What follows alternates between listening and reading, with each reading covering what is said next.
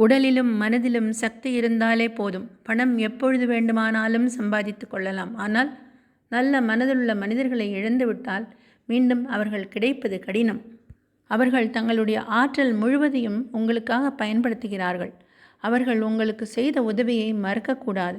நன்றி மறவாத தன்மை வேண்டும். நற்சிந்தனைகளுக்கு முறையான செயலாக்கம் கொடுங்கள்.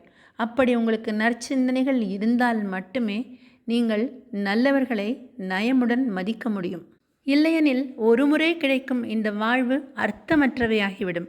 வாழ்க்கை பாதையில் தினமும் ஒரு சிறிய படியையாவது எடுத்து முன்னேற வேண்டும். நமது வாழ்வில் ஏற்படும் தோல்விகளைக் கண்டு அஞ்சக்கூடாது. நாம் செய்யும் ஒவ்வொரு தவறும் நமக்கு இலவசமாக கிடைக்கும் மறைமுக பாடங்கள். நமது உண்மையான வாழ்க்கை உறுதிமிக்க உறவுகளை உருவாக்கும். பிறருக்கு எந்தவித எதிர்பார்ப்பும் இன்றி நாம் செய்யும் சேவை கடவுளுக்கு செய்யும் சேவை.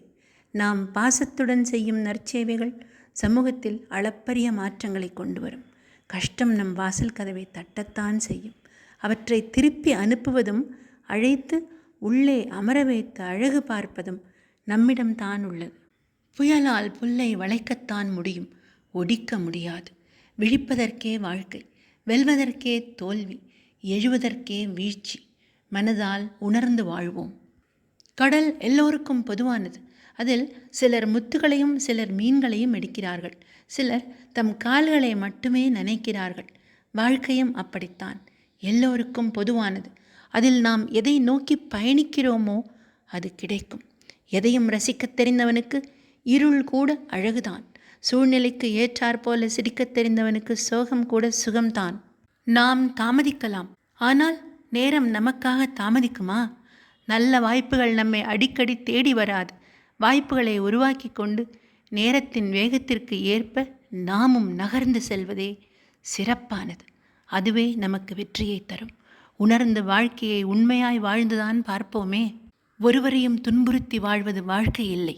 சிறு வயதிலேயே ஒரு குழந்தை பிறந்தவுடன் எல்லா நற்குணங்களையும் போதிக்க வேண்டும்.